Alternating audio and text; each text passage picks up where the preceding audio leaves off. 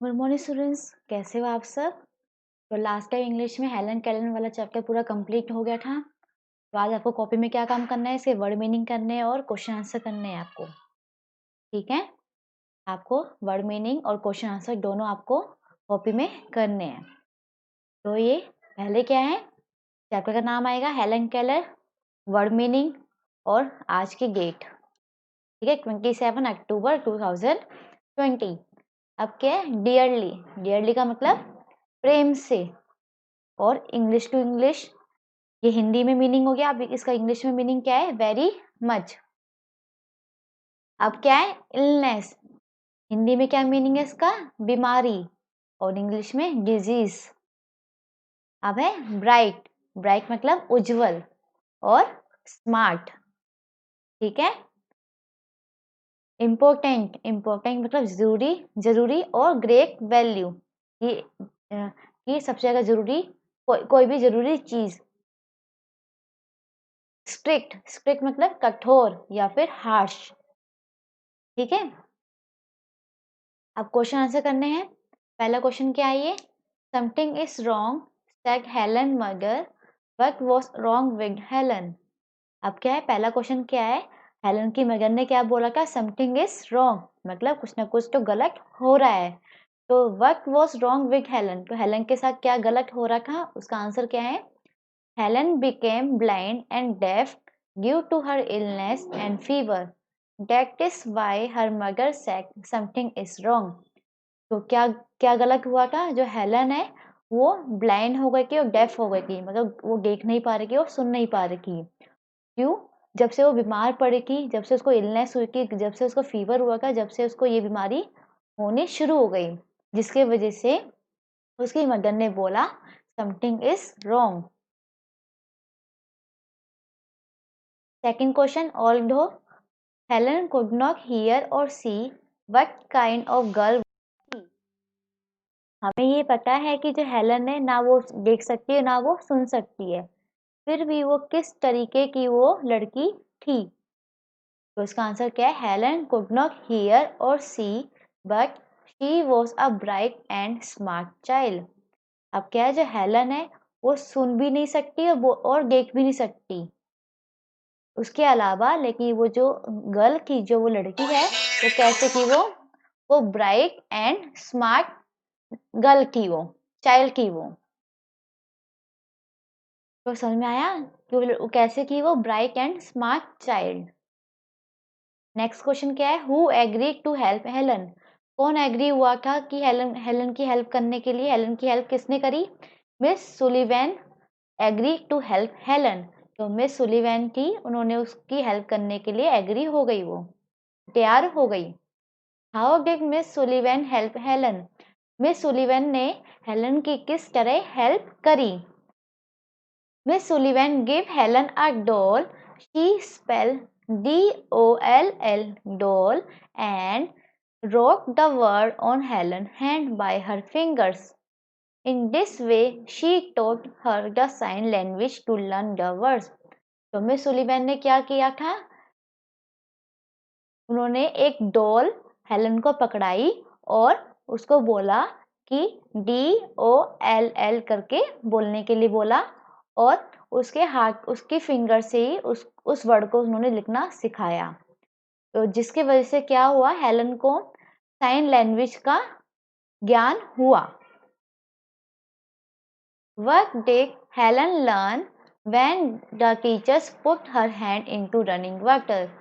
तो क्या हुआ, हमने स्टोरी में पढ़ा था कि जो हेलन है, उसी टीचर ने उसका हाथ रनिंग वाटर के अंदर हाथ डाला था, उसका जो पानी बह रहा था उसने उसके अंदर हाथ डाला था उसका, हेलन का। तो व्हाट डिड हेलन लर्न, तो उससे हेलन ने क्या सीखा। When the teacher put Helen's hand into running water, she learned the new word WATER, water. She also understood the meaning of water as she found it wet and running down her hand when she touched it. तो जब उसकी teacher ने Helen का हाथ running water में डाला तो उसने एक नया वर्ड सीखा, कौन सा वर्ड, WATER, वाटर। और उसको इसका मीनिंग पता लगा और उसने बोला कि जो वाटर है वो कैसा है, वेट मतलब गीला गीला है, और रनिंग डाउन मतलब बह रहा है, तो उसने उसको टच करके उसको फील किया। What was the most important thing that Helen finally understood? जो सबसे ज्यादा जरूरी चीज जो हेलन ने लास्ट में सीखी वो क्या थी? Finally, Helen understood that words are the most important thing in the world. She can know everything through words. तो लास्ट में हेलन ने ये सीखा कि सबसे ज्यादा जरूरी है पूरे वर्ल्ड में सीखना वो है वर्ड्स। ठीक है, she can know everything through words, और इस वर्ड से हम किसी भी चीज को जान सकते हैं। ठीक है, ये आपको क्वेश्चन आंसर उसमें करने हैं, कॉपी में करने हैं। अब बुक के क्वेश्चन आंसर हमने ये सारे कर लिए हैं।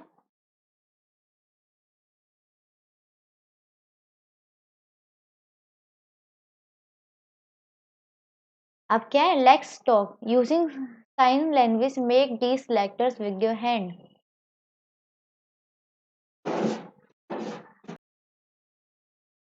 तो इसका फर्स्ट क्वेश्चन क्या है कि हमें अलग अलग साइन लैंग्वेज का यूज करते हुए इस लेटर्स को हमें अपने हाथों से बनाना है। तो पेज नंबर 85 है, ये लेटर्स दे रखे, कुछ साइन दे रखे, जैसे ये ए बनाना सिखा रखा है, ये बी बनाना सिखा रखा है, अपने हाथों से सी बनाना सिखा रखा है ये फिंगर्स का यूज करते हुए, ये डी बनाना सिखा रखा है, फिर ई, फिर एफ, जी, एच, आई, ये पूरा जेड तक आपको पूरे अलग अलग सिंबल्स दे रखे हैं। ठीक है, तो सेकंड क्वेश्चन में भी यही है, हैंड साइन का यूज करके इनको बोलना सीखना है। थर्ड क्वेश्चन क्या है, how do people do who can no see and read. अब जो ऐसे लोग हैं जो देख नहीं सकते और रीड नहीं कर सकते वो लोग कैसे काम करते हैं? तो क्या होता है, जो ऐसे लोग होते हैं उनके लिए एक स्पेशल बुक्स बनाई जाती है, और जो उनकी बुक्स होती है हमारी जैसी बुक्स नहीं होती है, बिल्कुल अलग तरीके की बनी होती है, और उसमें जो लैंग्वेज जो भाषा लिखी होती है वो भी उनका तरीका भी अलग होता है, जिसको हम, आपने ब्रेली नाम भी सुना होगा, है ना? तो इसको यूज करते हुए बच्चों को, जो भी ऐसे लोग होते जो देख नहीं सकते और रीड नहीं कर सकते, उनको इन्हीं चीज से सिखाया जाता है। What is the script for children who can no see called. अब जो बच्चे हम देख नहीं सकते उनको किस तरीके से पढ़ाया जाता है, उसको बोलते हैं Braille.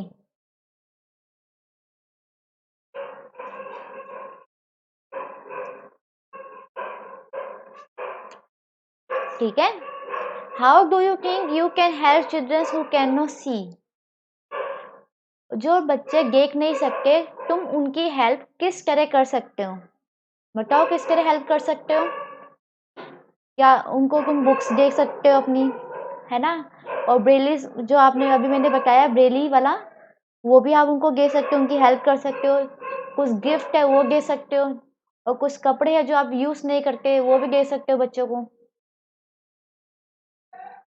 Look at the sign for the letters of the alphabet. ये हमने अभी सारे लेटर्स देखे, ए से लेकर ये पूरा जेड तक दे रखा है, ये आई दे रखा है, फिर M N O P Q R S T U V W X Y Z. ठीक है, match, let's write match the two parts of sentence given under A and B and add but to join the two parts and write complete sentence. हमें क्या बोला गया है कि हमें यहाँ पे कुछ वर्ड्स दे रखे हैं, उनको आपस में कॉलम ए में कुछ वर्ड्स दे रखे हैं, सेंटेंस दे रखे हैं, कॉलम बी में कुछ सेंटेंस दे रखे हैं, हमें उसको जोड़ना है, और जोड़ के टाइम दोनों के बीच में बट लगाना है, जो ये लिखा हुआ है ना ये लगाना है। ठीक है, तो सबसे पहले क्या हो जाएगा, Helen live after her illness but she, illness के बाद क्या हुआ था, वो सुन और देख नहीं पा रही थी, तो इसका आंसर कैसे हो जाएगा,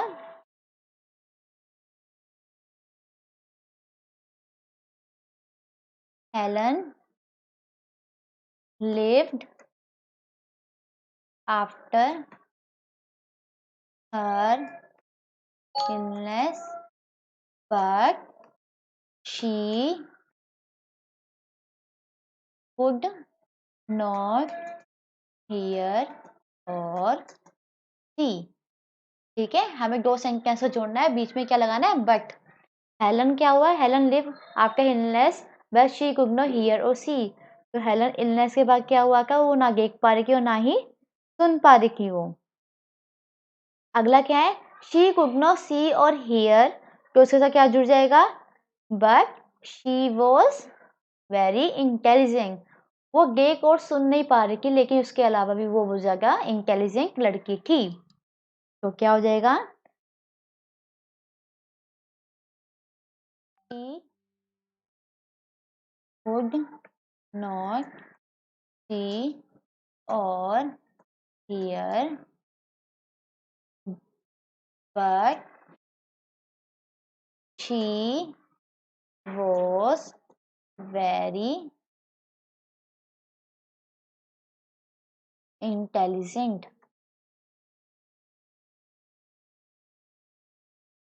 ठीक है, वो देख और सुन नहीं पा रही थी लेकिन उसके अलावा भी वो इंटेलिजेंट थी। अगला क्या है, people thought that she could not learn anything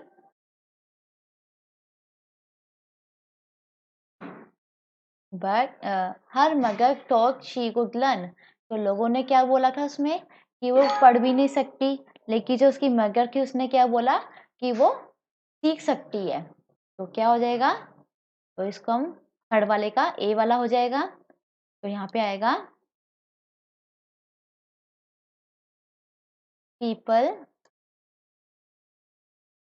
thought that she could not learn anything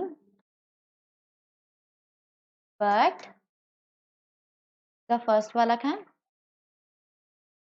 her mother thought she could learn।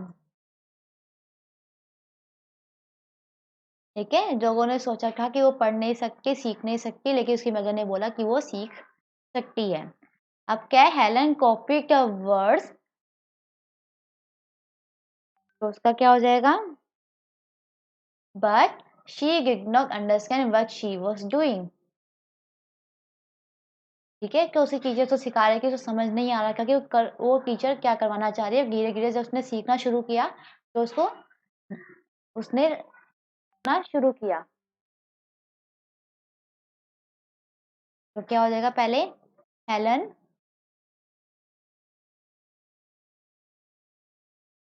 Copied the words but she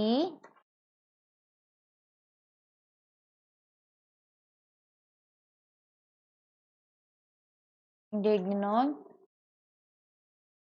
understand what she was doing. क्योंकि उसको copy करेगी लेकिन उसको समझ नहीं आ रहा मतलब वो कर क्या रही है। और लास्ट में क्या बच गया, miss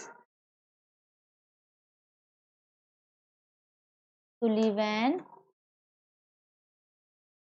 was strict but he was kind to Helen।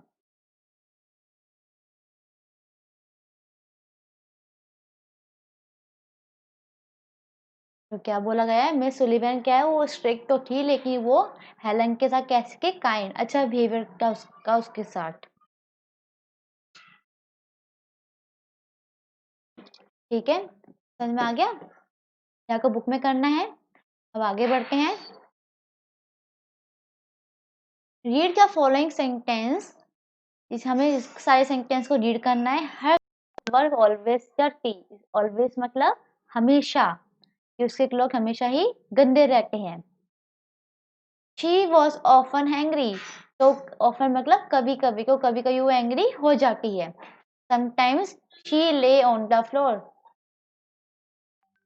तो समटाइम्स मतलब समय समय पर, अगर समटाइम्स शी ले ऑन द फ्लोर तो कभी कभी ये समय या फिर किसी समय पर वो फ्लोर पर लेट जाती है। हर पेरेंट्स नेवर स्कॉल्डेड हर, नेवर मतलब कभी भी नहीं, तो उसके पेरेंट्स कभी भी उसको डांटते नहीं हैं। तो ask yourself and tick the right columns, यहाँ पे कुछ सेंटेंस लिखे हुए जो आप करते हो उसके सामने आपको टिक लगाना है। ऑलवेज मतलब हमेशा, ऑफन मतलब कभी कभी, समटाइम्स मतलब किसी समय पर, और नेवर मतलब कभी नहीं। तो you often do you obey your parents, तुम हमेशा अपने पेरेंट्स की ओवे करते हो?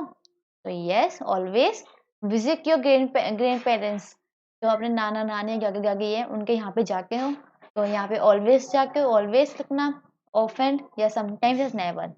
ठीक है, जो आपको यहाँ पे टिक करना है।